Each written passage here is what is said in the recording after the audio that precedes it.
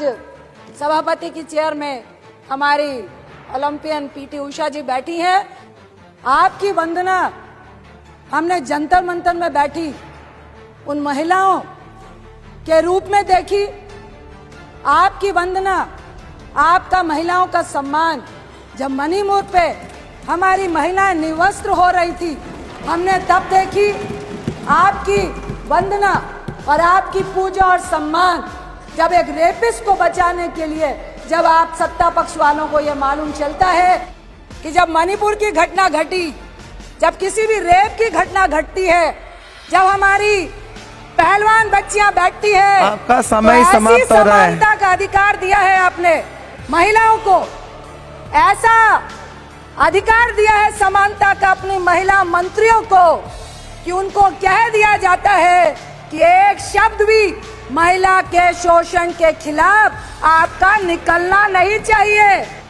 आप बड़ी बड़ी वंदना और नारी शक्ति की बात कर रहे थे, लेकिन आपकी नारी शक्ति के लिए इतनी बड़ी प्रेरणा है सभापति जी कि जब इस नई बिल्डिंग का उद्घाटन हुआ तो हमारी महिला राष्ट्रपति आदरणीय मुर्मू जी को उद्घाटन तक में नहीं बुलाया गया।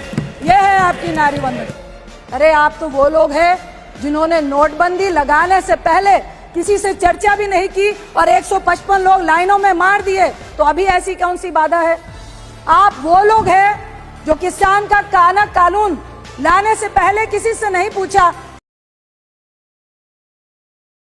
कि आज महिलाओं का दिन है।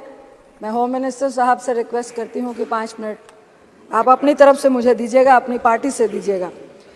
सबसे पहले मैं महिला रिजर्वेशन बिल का स्वागत करती हूँ। मैं भी महिला हूँ और चाहते हैं हम लोग कि महिलाओं की जो भागीदारी है वो सदन में बढ़े, राजनीतिक परिवेश में बढ़े, लोगों के प्रतिनिधित्व करने में बढ़े। मैं एक आपत्ति दर्ज कराना चाहती हूँ जिसका नाम आपने दिया है महिला आरक्षण का नारी शक्ति विधेयक।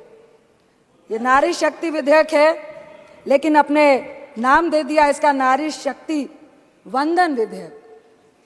मुझे लगता है ये एक संवैधानिक अधिकार है, ये कोई दैविक वरदान नहीं है, ये कोई प्रधानमंत्री साहब का या आपका दिया हुआ महिलाओं को दया का पात्र नहीं है। ये हमारा एक संवैधानिक अधिकार है। आपने इसका नाम दैविक और दया और पूजा से जोड़ के, मुझे लगता है जो आंदोलन वंदना आपके सरकार में महिलाओं की कितनी होती है यह हम सबको मालूम है। वंदना हम महिलाओं की सत्ता पक्ष हो या विपक्ष में हो, जितनी भी पुरुष मानसिकता है, महिलाओं की वंदना इतिहास गवाह है कि जब जब आपको शक्ति की जरूरत होती है, जब जब आपको सत्ता पाने की जरूरत होती है, जब जब आप विजय की आशा रखते हैं, तब आप एक महिला को देवी बनाकर उसकी पूजा करने लगते हैं, वंदना करने लगते हैं। लेकिन अंदर में एक पुरुष की जीत और उसकी वंदना होती है। आपकी वंदना हमने जंतर मंतर में बैठी उन महिलाओं के रूप में देखी। आपकी वंदना, आपका महिलाओं का सम्मान जब मणिपुर पे हमारी महिलाएं निवस्त्र हो रही थी, हमने तब देखी। आपकी वंदना और आपकी पूजा और सम्मान जब एक रेपिस्ट को बचाने के लिए, जब आप सत्ता पक्ष वालों को यह मालूम चलता है कि वोट की राजनीति में जरूरत है, तो मैं रिक्वेस्ट करती हूँ, हमें अधिकार चाहिए। दया का पात्र ना महिला कभी थी ना होगी। यह हमारी करुणा है, हमारी ममता है कि हम आपको, अपने आप को आपके सामने दया का पात्र बनने देते हैं, क्योंकि हमारे में इतनी करुणा है। हम आज इस नए सदन में बैठे हुए हैं, मैं प्रशंसा करती हूँ, बहुत अच्छा है, लविश है, लेकिन एक बात जरूर कहूंगी, जो पुराना सदन है वो घड़े का पानी है और ये जो नया है रेफ्रिजरेटर का पानी है। और घड़े के पानी की जो महक होती है ना, वो जिंदगी सालों सालों तक हम भूल नहीं पाते हैं। बस इतना फर्क है, ये आपको भी सोचना पड़ेगा कि आखिर ये फर्क इस पुराने बिल्डिंग और नए बिल्डिंग में क्यों है। मैं जरूर बोलूंगी कि आप महिलाओं के अधिकार की बात कर रहे हैं। मेघवाल साहब को मैं लोकसभा में कल सुन रही थी टीवी में बैठकर, आप बड़ी बड़ी वंदना और नारी शक्ति की बात कर रहे थे, लेकिन आपकी नारी शक्ति के लिए इतनी बड़ी प्रेरणा है सभापति जी कि जब इस नई बिल्डिंग का उद्घाटन हुआ तो हमारी महिला राष्ट्रपति आदरणीय मुर्मू जी को उद्घाटन तक में नहीं बुलाया गया। यह है आपकी नारी वंदना। 13 साल से हमारा आरक्षण, हमारा अधिकार, हमारा सम्मान से हम वंचित हैं, लेकिन मुझे आपके इस बिल में षड्यंत्र नजर आता है। 13 साल से राज्यसभा में हम लोगों ने पारित किया था और आज आप इसको लेकर आए हैं, आज आप इसको लेकर आए हैं। अरे प्लीज सुनिए ना,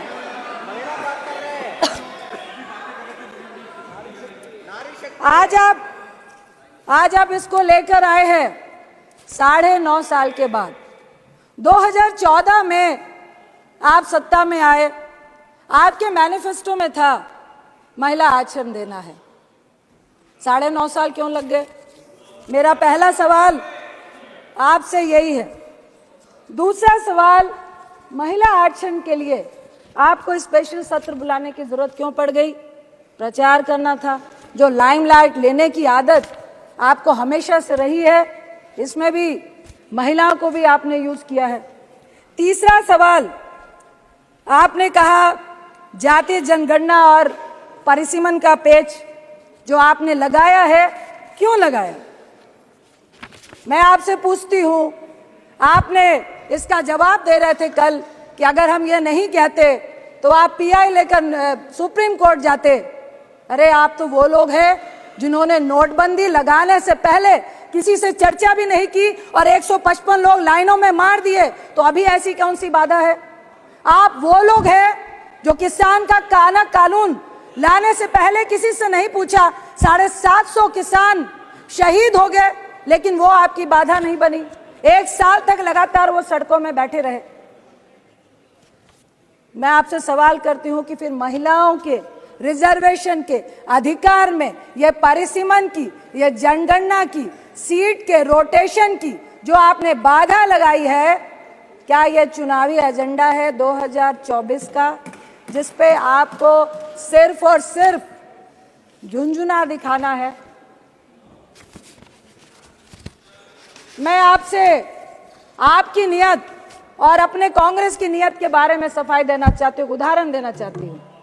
आप महिमा मंडल कर रहे हैं कि आप महिला रिजर्वेशन बिल लेकर आए, लेकिन मैं आपको उदाहरण देती हूं कि 9 मार्च 2010 में जब यूपीए 2 राज्यसभा में जब यह बिल पारित हुआ था, यानी सत्ता में आने के 1 साल के बाद, यानी कि हमारी मंशा आने वाले लोकसभा में इसका प्रचार करना नहीं था।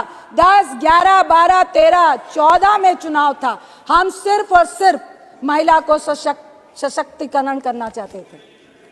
राजीव गांधी जी ने कहा था, मैं उनके एक इंटरव्यू के एक संक्षिप्त शब्दों को याद करना चाहती हूं कि महिलाओं के मामले में जो हिंदुस्तानी पुरुष है वो डबल स्टैंडर्ड का है।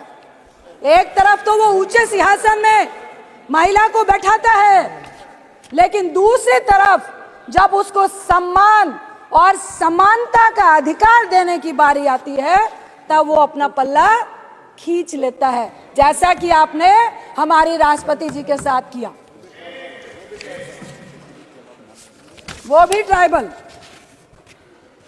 मैं आपसे सिर्फ इतना कहना चाहती हूं कि देखिए, हम चाहते हैं कि जातीय जनगणना, परिसीमन, रोटेशन को दरकिनार करके आप महिला को आरक्षण क्यों नहीं देना चाहते हैं? इसका मतलब है आप पुरुष के हिस्से में से महिलाओं को हिस्सा नहीं देना चाहते हैं। आप परिसीमन करेंगे, सीटें बढ़ाएंगे, उसके बाद आप महिलाओं को एक अलग से हिस्सा देंगे। आखिर क्यों नहीं आज के हिस्से में आप महिलाओं को हिस्सा देना चाहते हैं? मैं आपसे इतना ही कहूंगी कि हमारा जो महिलाओं को मजबूत करने का जो महिला का बिल था, वो यूपीए 2 में जो राज्यसभा में पास हुआ, हम चाहते हैं कि ये जो आपने नारी शक्ति का वंदन विधेयक का नाम दिया है, इसको समानता का अधिकार दे, हमें वंदना और पूजा नहीं करें।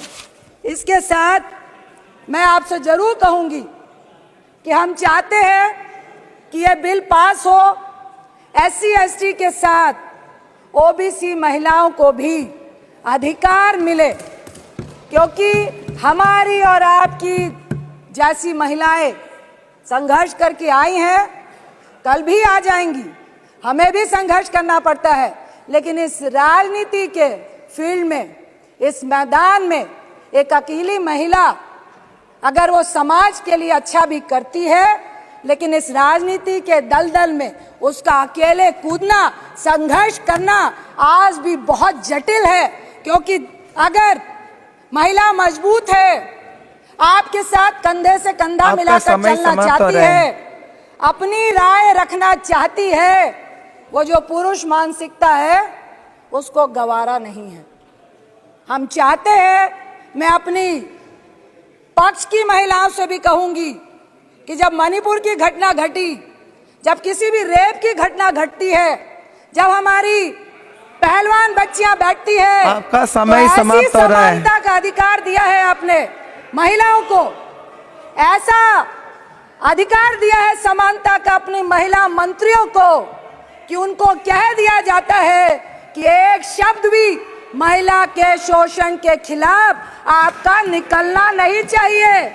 ऐसी समानता और ऐसी दैवीय शक्ति हमें आपकी नहीं चाहिए, हमें अपना अधिकार चाहिए। इसके साथ ही मैं एक कविता का अंश पढ़ के अपनी बात को खत्म करना चाहूंगी। नारी के ऊपर एक कविता है, उतारो मुझे जिस क्षेत्र में सर्वश्रेष्ठ कर दिखाऊंगी, औरों से अलग दिखने में कुछ अलग करके ही जाऊंगी। चाह नहीं है एक अलग नाम की, इसी को महान बनाऊंगी। नारी हूं मैं इस युग की, नारी की अलग पहचान बनाऊंगी। जो सदियों से देखा तुमने लिपटी साड़ी में कोमल तन को, घर घर में रहती थी वो, पर जान न सके थे उसके मन को। झुकी हुई सी नजरें थी, वाणी मध्यम मधुर सी थी, फिर भी तानों की आवाज प्रबल थी। हिम्मत ना थी उफ करने की, अब बदल गई है ये पहचान। अब बदल गई है ये पहचान, नारी की ना साड़ी परिभाषा, वाणी अभी भी मध्यम मधुर सी, पर कुछ कर गुजरने की है प्रबल सी आशा। चाहे जो भी मैं बन जाऊं, गर्व से नारी ही कहलाऊं।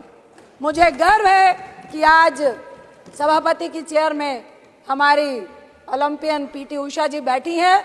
मेरा बचपन का सपना था, जब मैं पूजा में जाती थी और गॉड से विश करती थी, मुझे राजनीतिक व्यक्ति नहीं बनना था कि मुझे PT उषा जी की तरह गोल्ड मेडल लेना है। एक ही बात कह के मैं अपनी बात को खत्म करूंगी कि महिलाओं के समानता के अधिकार के लिए, चाहे राज्यसभा हो चाहे लोकसभा हो, हम सब महिलाओं को एकजुट होकर अपने सम्मान और अधिकार के लिए एक होना पड़ेगा। यही कह के मैं, ऐतिहासिक दिन है महिलाओं के लिए, इसलिए मैं इस बिल का समर्थन करती हूं और चाहती हूं कि ये आपके झोले में, पिटारे में चला नहीं जाए। और ये जो 2019 का आपने झुंझुना पकड़ाया है,